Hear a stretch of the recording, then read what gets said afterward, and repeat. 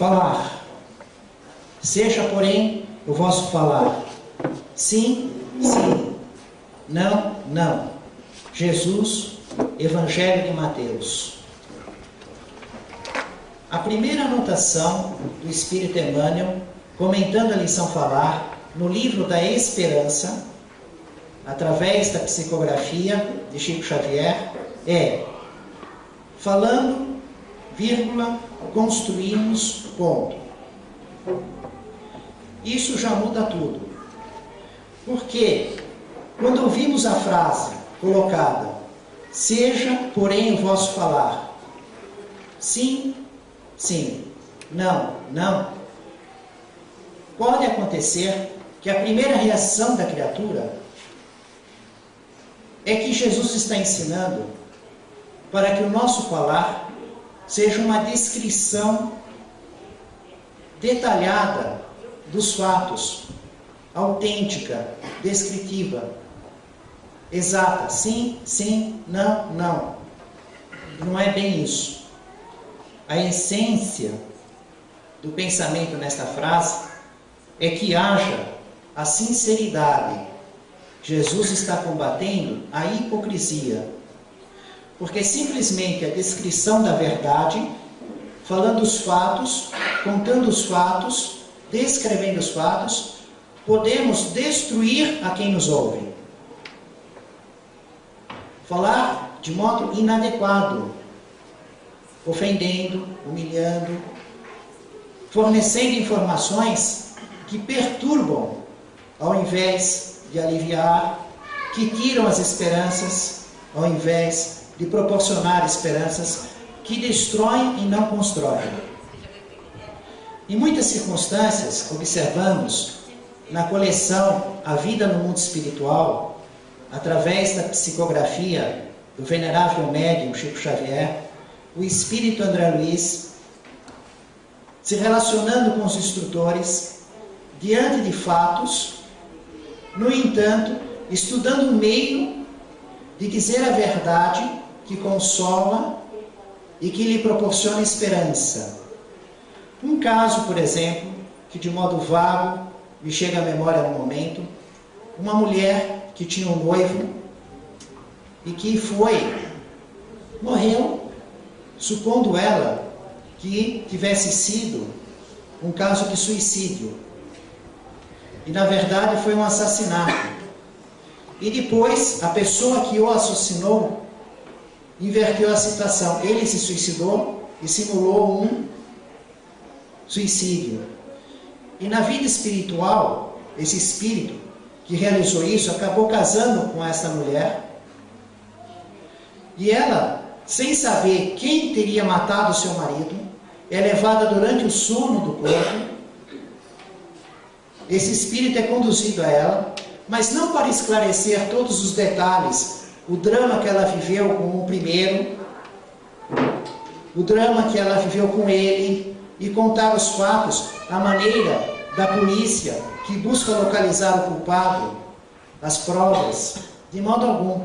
Todo o contexto da conversação seria para que ela vivesse no caminho do bem, sem mentir, mas sem falar a realidade dos fatos, descrever os fatos, simplesmente para informar quando não era conveniente para a evolução do espírito.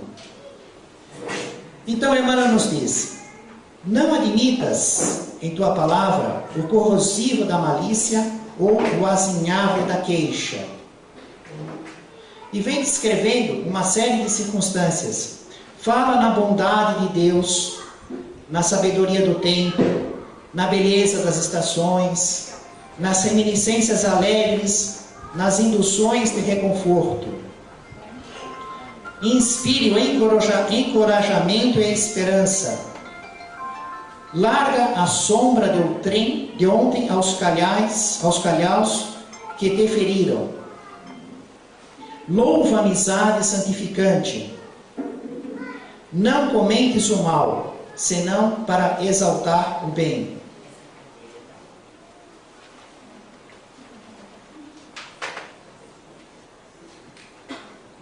Vamos estudar uma circunstância vivida por Jesus, um dilema, em que notamos bem a essência da hipocrisia. Seja o vosso falar sim, sim, não, não. Sinceridade fraterna.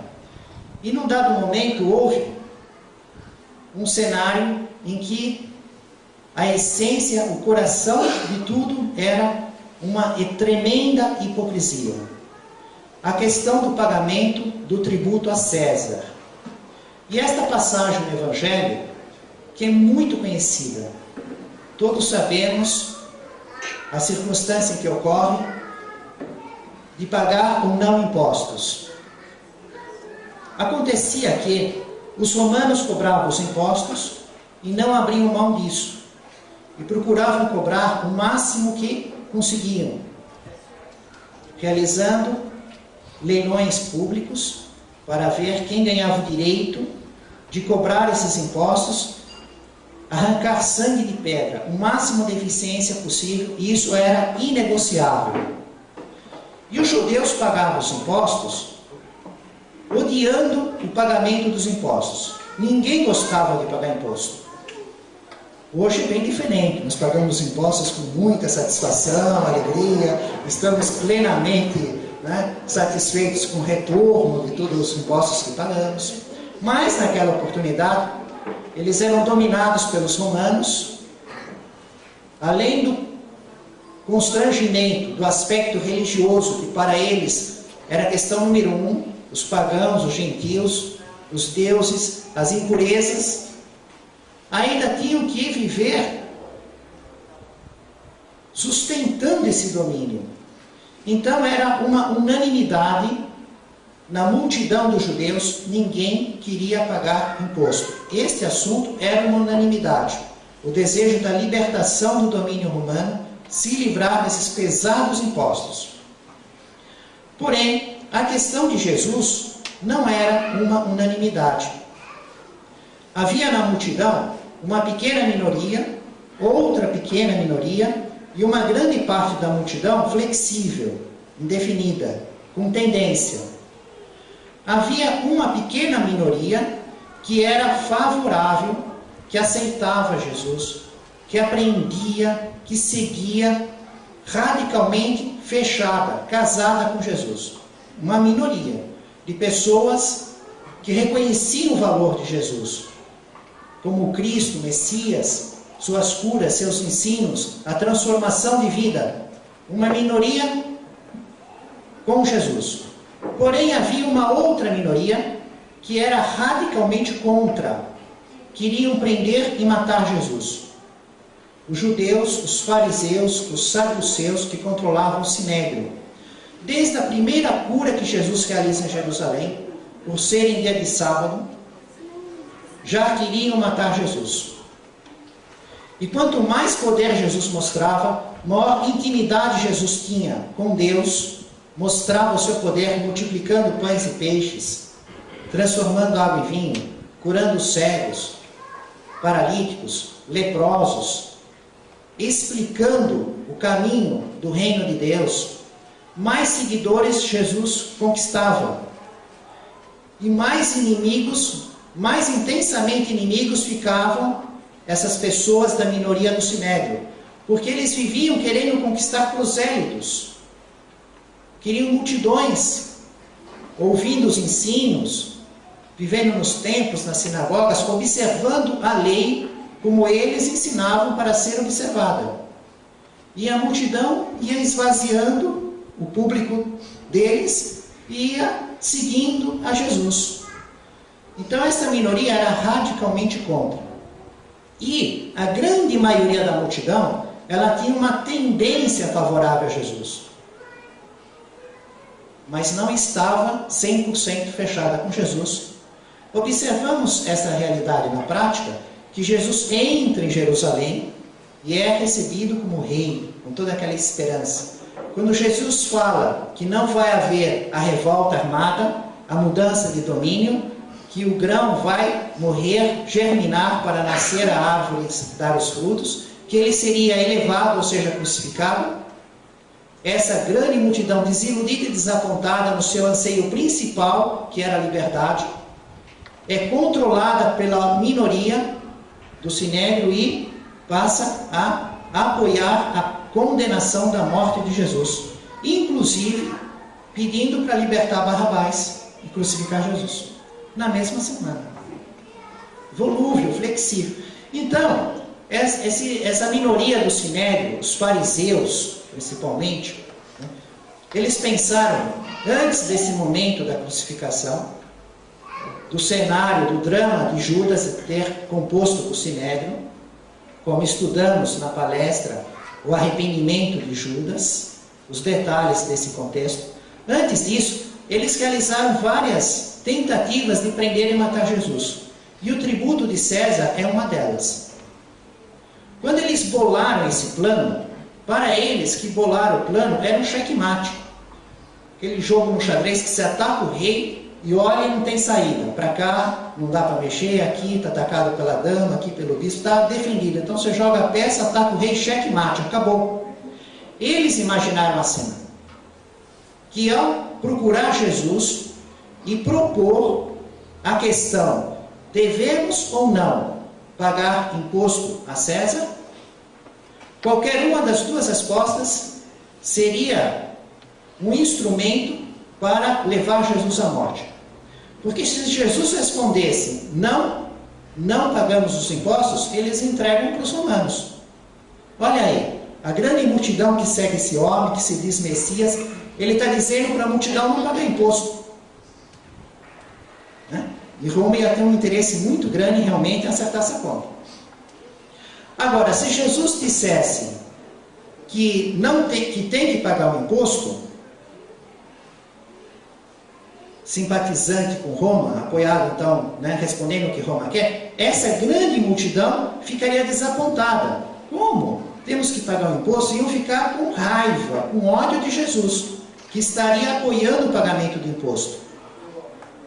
Então, se a multidão ficasse desapontada, ela ia mudar a tendência.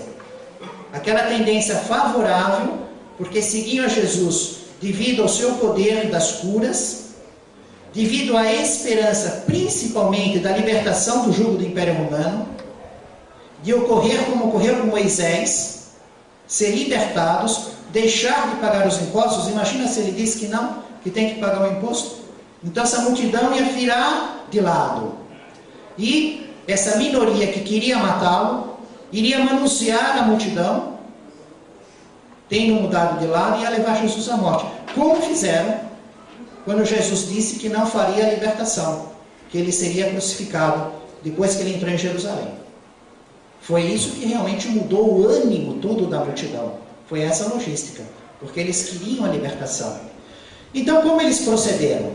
Eles pensaram assim, esta é uma jogada sensacional, porque é um checkmate e Jesus não tem saída. Só que ninguém pode perceber que nós estamos pensando assim. Nós vamos chegar dizendo que reconhecemos o poder deles, fingindo, encenando, né, com o máximo da hipocrisia possível, diante dos soldados romanos, diante das pessoas, da multidão, do povo, reconhecendo o poder de Jesus, e vamos colocar a questão. Qualquer uma das duas respostas serve para nós, checkmate. Se ele responder que sim, a gente pega ele por aqui. Se ele responder que não, a gente pega ele por lá. Né? E eles fizeram isso. Inclusive, na tradução de Haroldo Dutra Dias, que por sinal estávamos assistindo na preparação aqui da Casa Esperança, uma linda palestra, na tradução de Haroldo Dutra Dias, no Novo Testamento, ele compara o vocabulário utilizado por Mateus, por Marcos e por Lucas.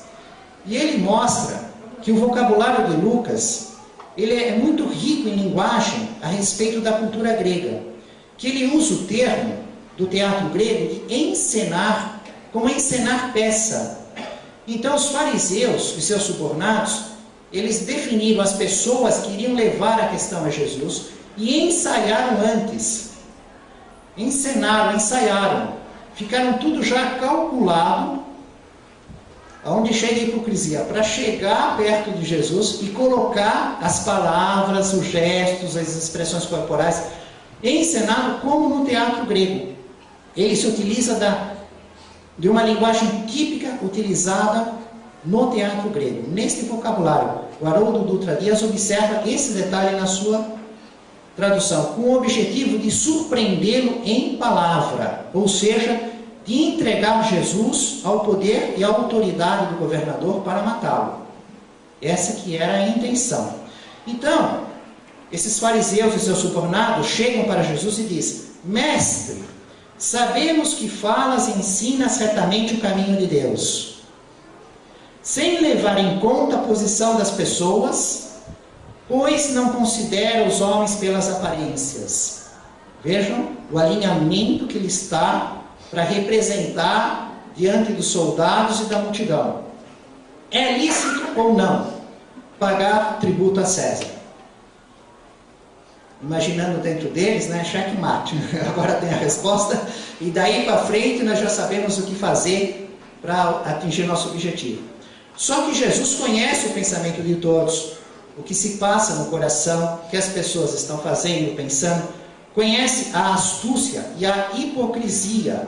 Inclusive, Jesus primeiro argumenta a respeito disso. Fala a respeito da hipocrisia deles, da astúcia, questionando: por que me tentais, hipócritas? Ele desmascara, ele revela aquilo que eles pensam que só está com eles. Jesus mostra para todo mundo, para os soldados e para as pessoas, que eles no fundo estão com uma hipocrisia enorme. E aí ocorre um detalhe muito interessante, que Jesus solicita para mostrar a moeda que é pago o imposto, principalmente na tradução do Haroldo Dutra Dias, no Evangelho de Lucas. Ele pede para mostrar um denário, a moeda de prata, querendo saber a imagem e a inscrição. E isso é uma diferença que faz, tem a sua importância. Jesus, bom, tudo bem, pagar o imposto. O denário de prata, que corresponderia ao preço do trabalho de um dia no campo. Trabalho um dia no campo, ganha um denário de prata. Então, o imposto é X, pode ser pago de várias maneiras, várias moedas. Mas Jesus solicita: me mostre a moeda com que é pago o imposto, e num dos evangelistas diz que ele pede para mostrar o denário de prata, querendo saber a imagem e a inscrição. Então, como Jesus não faz nada sem ter um motivo, um objetivo, existe aí, nesta moeda, nesta imagem, nesta inscrição, também algo a ver com o contexto, com a relação do seu argumento. E eles então mostram o denário de prata, e Jesus fala: de quem é a imagem e a inscrição? De quem é a imagem e a inscrição? César, que antigamente César era um nome, mas naquela oportunidade já era um título. Então as pessoas iam colocando dentro do nome, mas César era o título. O nome era Tibério, Tibério César. O nome mesmo era Tibério, mas Tibério César, porque a partir de um certo ponto, César, que foi um nome, começou a ser colocado junto dos nomes para dar aquele efeito de superioridade, de valor. Ocorre que podemos observar certos detalhes que estão nessa moeda. Temos ela aqui no livro, A Vida Diária no Tempo de Jesus,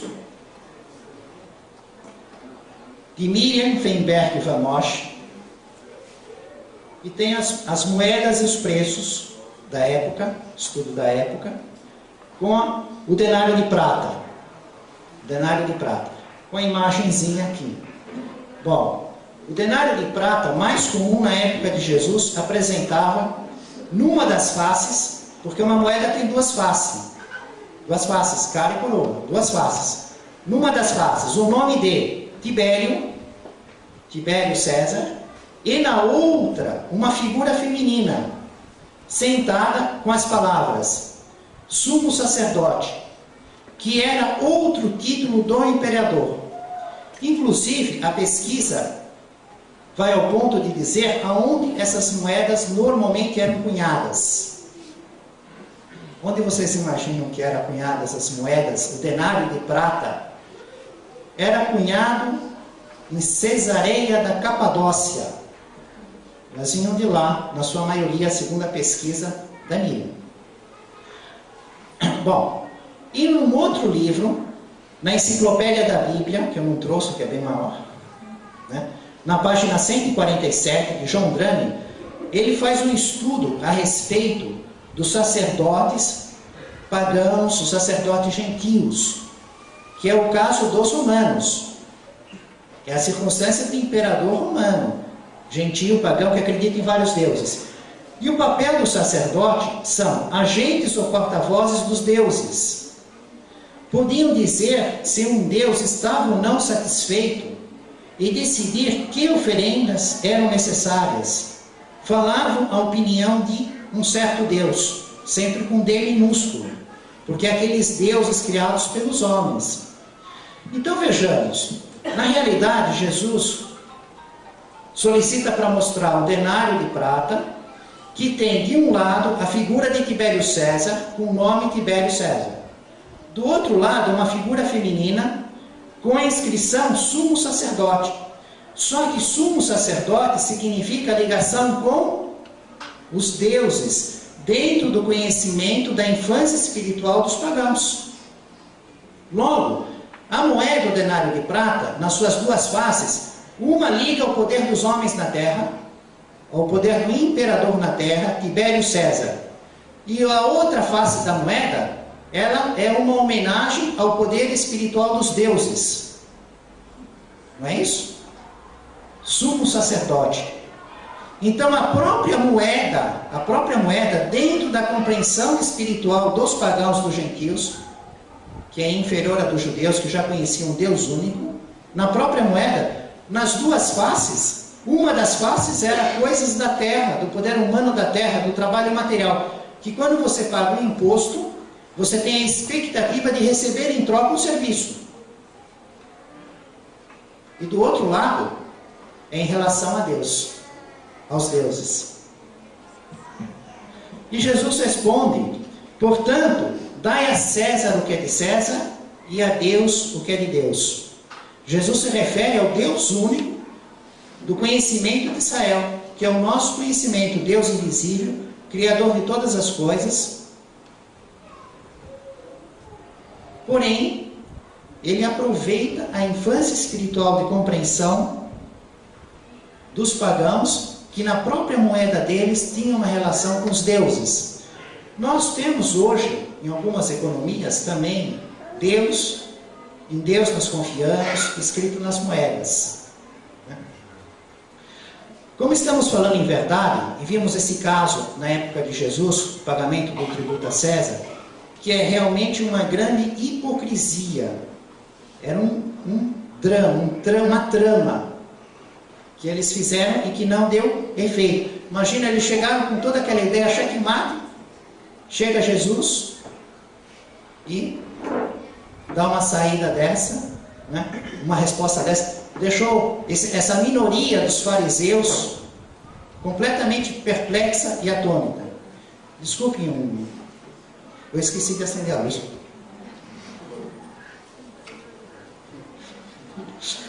Tá bom, não tem problema. Paciência, metade sombra, metade luz. Uma palestra gravada. Bom, vamos ver um outro caso a respeito de verdade e mentira.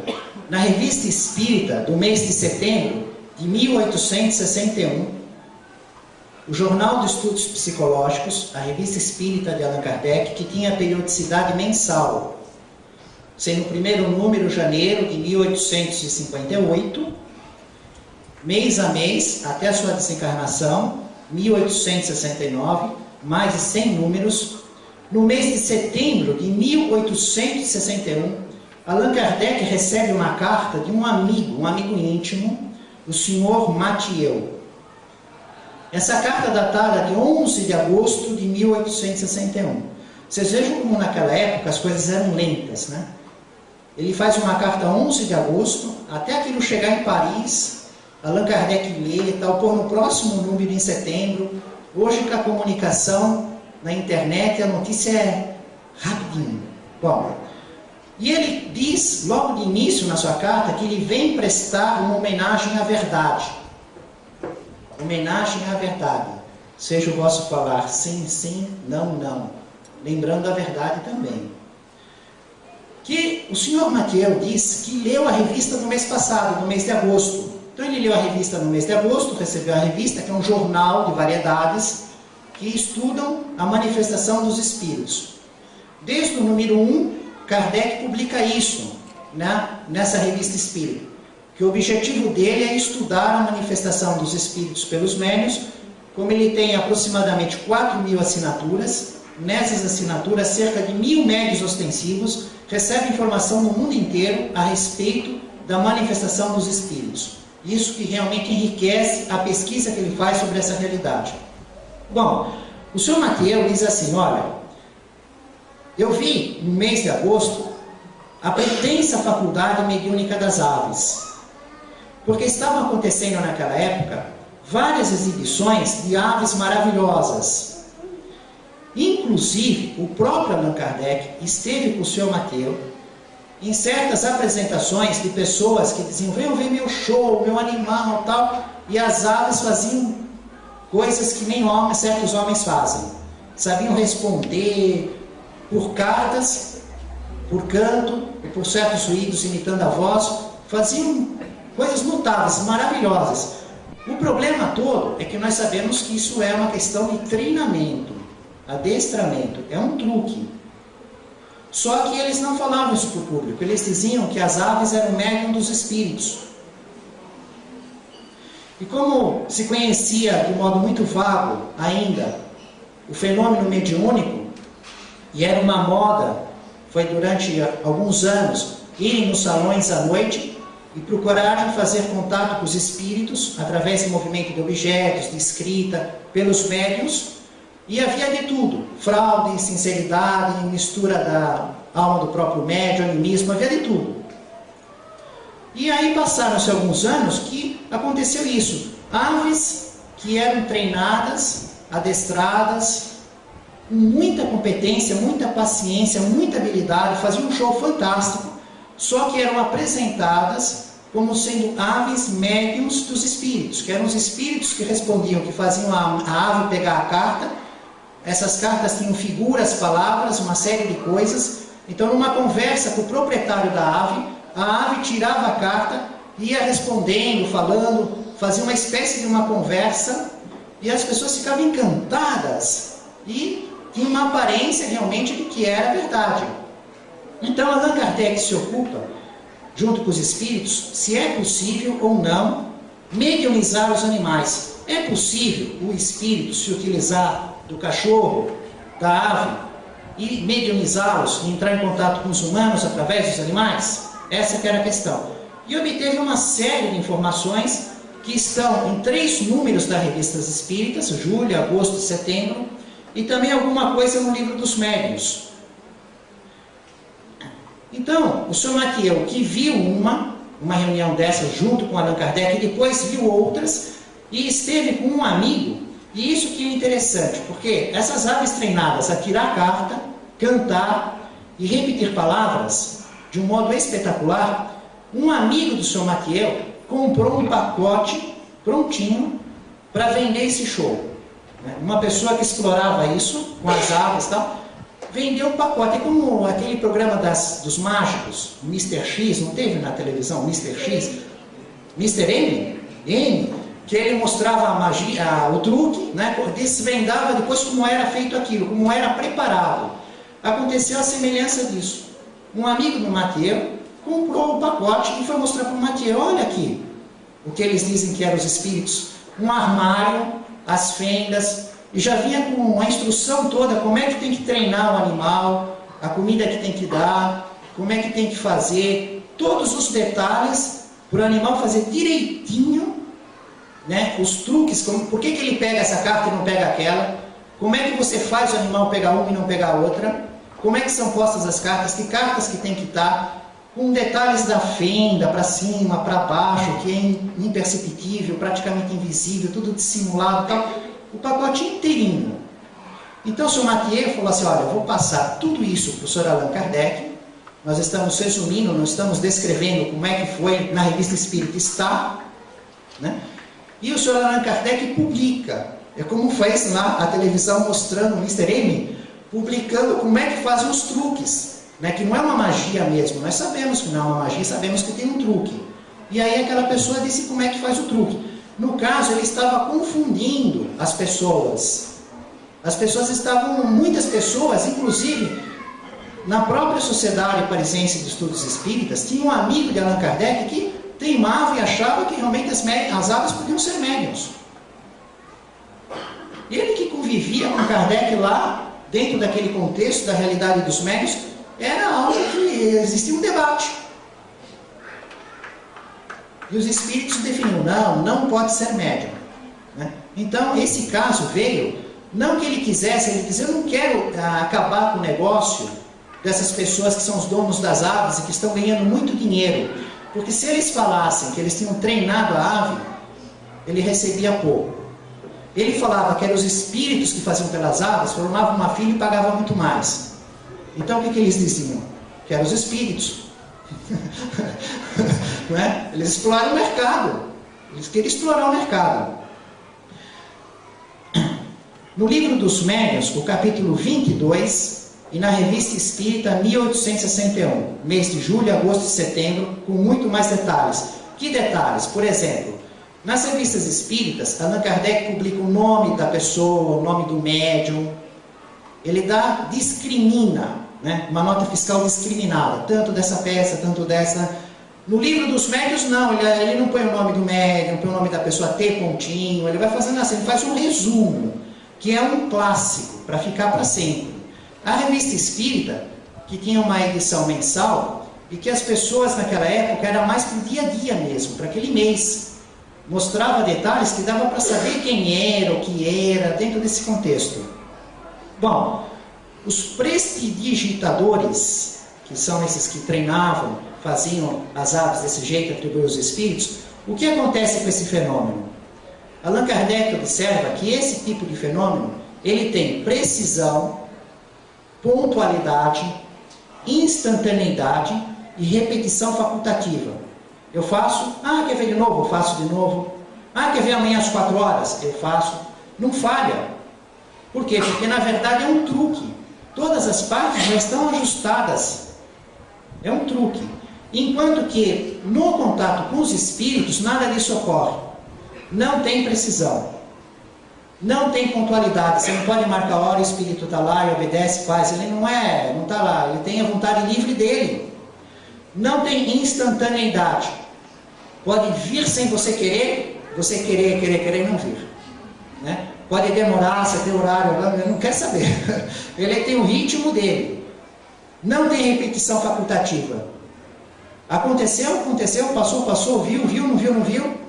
Você não tem essa, repete, ele repete, mostra, ele mostra de novo, fala, ele fala de novo. Não, né? Então, as pessoas que apresentavam as aves tinham essas características. Elas apresentavam de modo preciso, pontual, na hora que elas queriam, aconteciam e podiam repetir quando pediam. Isso eram fortes indícios de que realmente não eram os espíritos. Agora, note bem a diferença, né? 2 tracinhos na horizontal, né? Diferença. Os animais, eles não são médiuns, mas eles podem ver os espíritos e reagir aos espíritos que eles, então, veem? Pode. Animal pode ver espírito e vê. Eventualmente, os espíritos podem se mostrar para os humanos e podem se mostrar para os animais. Uma coisa é ser médium, outra coisa é você aparecer para o animal. São coisas diferentes. Essas pessoas que achavam que os animais eram médios, eles diziam assim, não, mas espera aí, no salão a mesa não se mexe? Mexe. Mas a mesa era médium? A mesa não era médium, a mesa era um objeto que se mexia. podia ir para uma posição de uma letra, formar uma convenção, ela podia ter um movimento, que o resultado do movimento desse um texto, mas a mesa não era médium. Para ele mover a mesa, o espírito não pegava a mesa com a mão. Ele tinha que pegar os fluidos dele e os fluidos de um homem, de um ser humano. Esse médium humano. E o médium humano, ele não precisa estar perto, ele pode estar a uma certa distância, ele não precisa estar sabendo, nem estar consciente, nem querendo. São pessoas que possuem esses fluidos, os fluidos vitais, que se desprendem, os espíritos pegam com aquele material, sabem manusear, saturar o objeto e provocar a força que faz o movimento. É como pegar um balão de bexiga, pôr o ar assim e o outro com gás leve, né? Aí você solta, uma bexiga vai lá para cima. Não tem ninguém que fica empurrando a bexiga até o teto. Vai lá embaixo e fica empurrando. Não, você solta, é o gás que leva. É a força do gás que é mais leve que em relação à gravidade e leva para cima. Os espíritos fazem algo assim. Eles trabalham tirando fluidos sempre de humanos. Sempre de humanos. Os animais não têm condições de fornecer esses fluidos para isso. Combinam, eles saturavam os objetos e provocavam o movimento. A força que faz o movimento. Então a mesa não era médium, tinha que haver o médium, para ele poder movimentar objetos. Mas os espíritos podem ver e reagir. O que acontece no Antigo Testamento, na Bíblia, nós temos o caso da mula de Balaão, que vendo um anjo pela frente e temendo a sua espada flamejante, não queria andar adiante. Então os animais não são médios porque não é possível combinar o corpo espiritual, o perispírito do animal. O corpo espiritual não combina com o corpo espiritual do homem. A mediunidade é uma combinação, é penetrabilidade, é assimilação. Tem uma série de fenômenos materiais entre os corpos espirituais.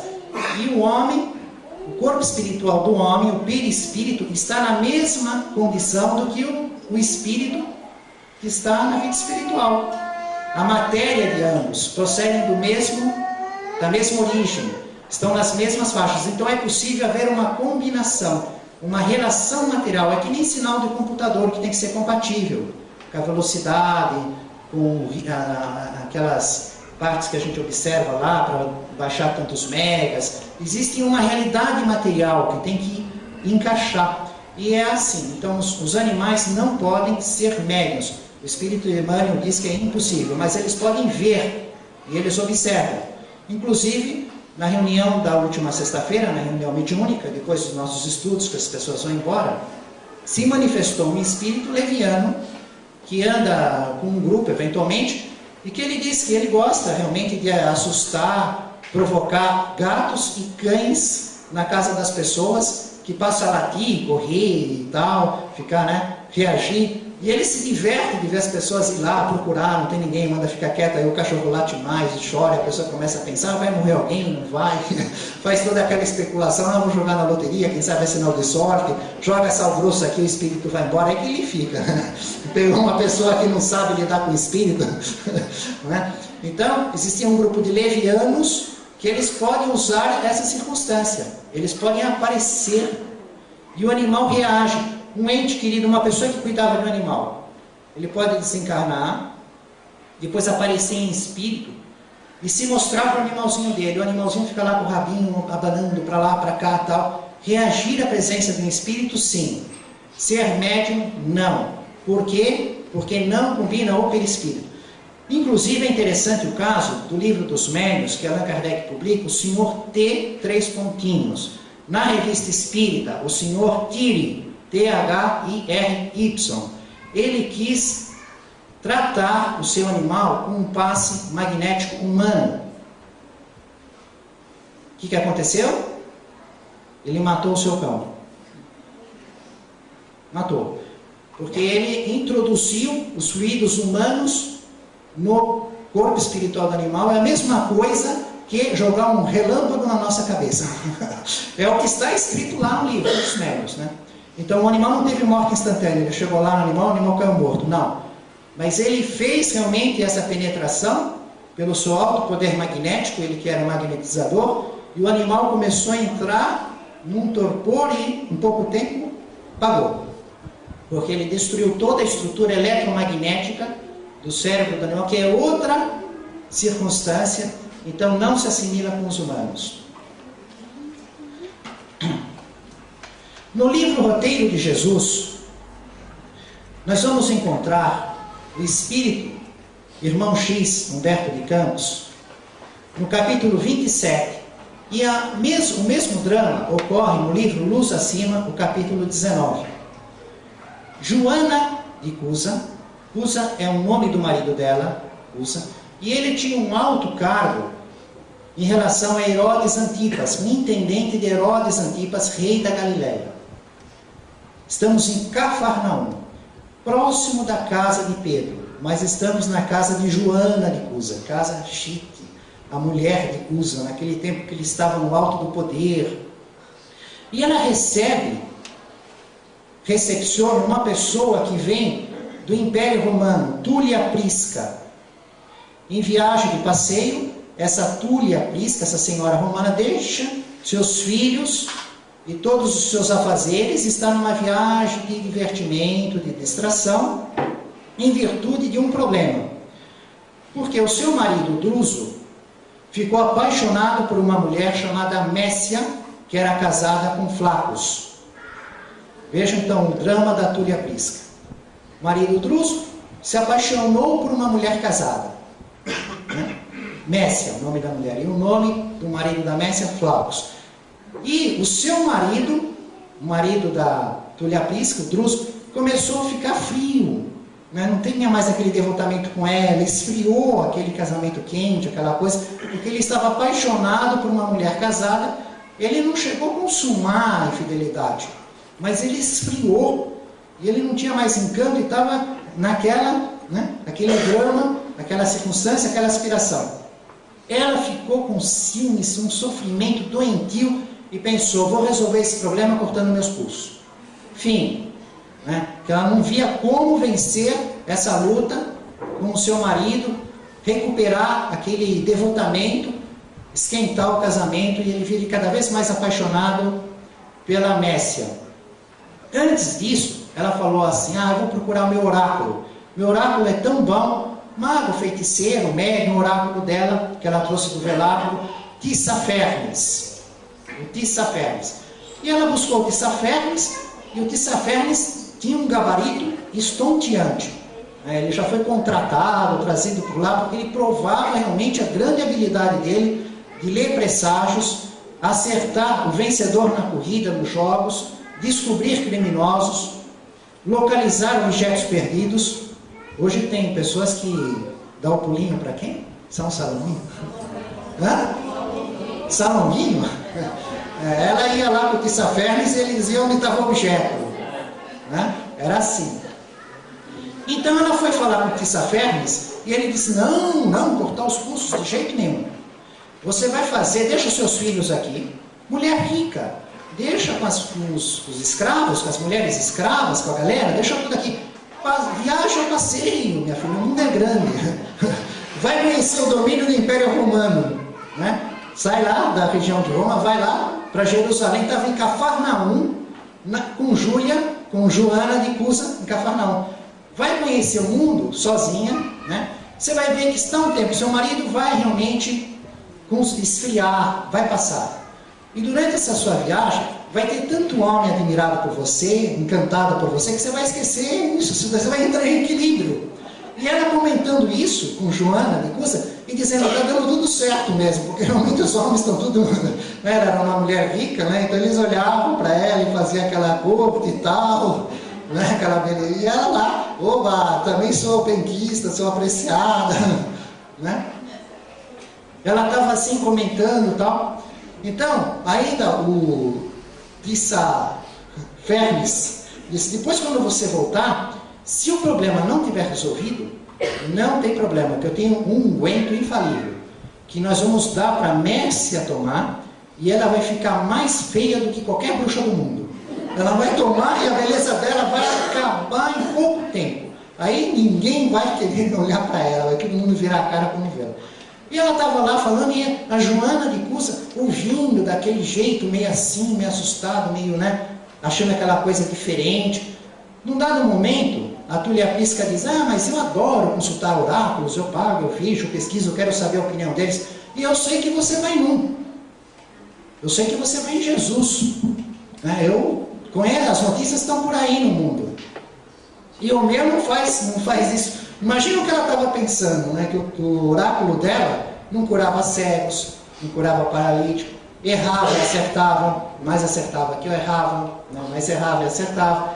E ela ouvia as notícias de Jesus que eram incomparáveis com nenhum oráculo do mundo. E ela pensando, eu vou lá, como sendo uma senhora de Roma, tal, ele vai se interessar pelo meu problema, vai mostrar compaixão por esse meu marido desalmado, ele já se viu ficar apaixonado por uma mulher casada, esfriar o nosso casamento, e com certeza vai me dar uma solução talvez muito melhor do que o meu oráculo de Safernes. E queria ser levada, ser conduzida a Jesus, que Joana de Cusa não queria. Eu pensei, o que é isso? Mestre, vou levar, falar com que cara eu vou fazer isso? É uma circunstância desconfortável, essa mulher leviana. Ela ficou naquela circunstância difícil. No entanto, não teve jeito. Ela foi obrigada a conduzir a Túlia Prisca na casa de Pedro a consultar o oráculo Jesus. E quando a Túlia Prisca viu Jesus, já foi tudo diferente. Que ela ficou assombrada, impactada, aquele magnetismo do olhar, aquele jeito, uma sensação completamente diferente em relação ao seu oráculo. E depois ela contou o seu problema, Jesus ficou aguardando que ela falasse, ela falou todos os detalhes, imaginando que Jesus fosse compatível com o sofrimento, com o jeito que ela vinha, que ela tinha visto, imaginando que Jesus fosse falar de todos os seus feitos, falar todos os seus poderes, de tudo que ele tinha, porque todos os oráculos faziam isso. Quanto mais poder eles demonstravam, adivinhações e poderes, mais caro era o cachê, maior era a receita. E Jesus não fala absolutamente nada a respeito dos seus feitos. Consegue olhar para ela de uma maneira que ela diz que nunca ninguém olhou para ela assim. Ela não se sentiu humilhada e não se sentiu exaltada. E que ele não dava importância nenhuma para a posição social que ela tinha. Não mostrava interesse em nada do dinheiro, do seu status, completamente indiferente a isso. E aí houve um diálogo. Imagina que diálogo foi. Foi das luzes contra as sombras. O ensino de Jesus com o seu evangelho, ela com as suas reclamações, imaginando vingança, perseguição e tudo aquilo, e Jesus com o conteúdo do evangelho. E ela fica então completamente desapontada, porque ela não vê aquele exibicionismo, aquela demonstração de poder, aquele desejo de interesse. Houve uma argumentação moral de luzes espirituais completamente em conflito com seus desejos de uma solução prática, não vale tudo. E ela quer uma última mensagem, imaginando o que ele vai dizer agora, qual vai ser. E Jesus simplesmente diz: rogo ao Pai que ilumine e abençoe. De uma maneira simples, E aí ela sai completamente impactada com isso, pensando assim, mas este oráculo é muito diferente. Este oráculo, nunca vi um oráculo deste modo. Um oráculo diferente. Vimos na fala de Jesus com ela, mas falar é exatamente o que nós estamos estudando. Ela sai da presença de Jesus, a Túlia Prisca, dizendo, é um oráculo diferente, por causa do falar. Tudo que ele podia falar, ele não disse.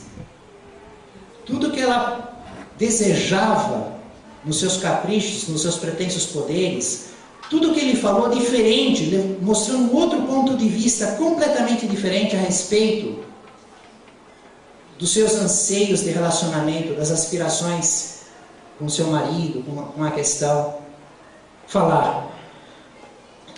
E Emmanuel nos vem dizer aqui, nesse comentário dessa lição, junto do desespero providencia o consolo, sem a pretensão de ensinar, e renteando com a penúria, menciona as riquezas que a bondade divina espalha mãos cheias, em benefício de todas as criaturas, sem desconsiderar a dor dos que choram.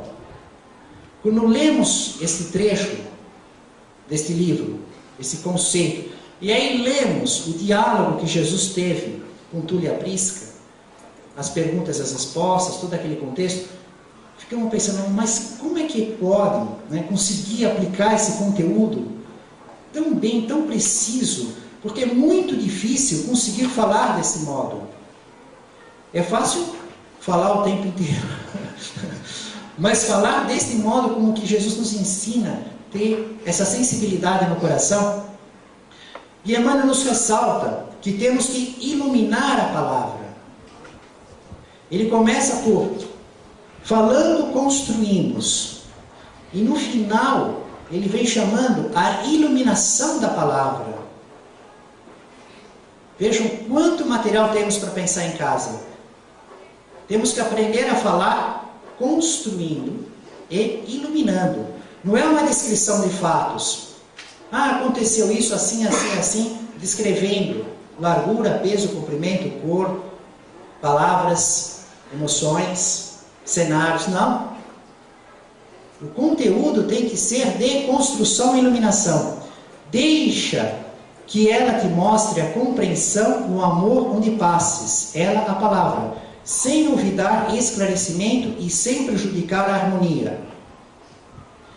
O Cristo edificou o Evangelho por luz inapagável, nas sombras do mundo, não somente agindo, mas conversando também. Lembramos quantas oportunidades que o ensino de Jesus veio na conversa. Não apenas no poder da cura, nos poderes dos fenômenos, afastando os demônios, mas também nas conversas. Jesus é um oráculo diferente. Falando, ilumina a palavra, nos ensinando a construir o reino de Deus nos nossos corações. Família espiritual de Jesus, no caminho do reino dos céus, em nome do Mestre Jesus, louvado seja Deus.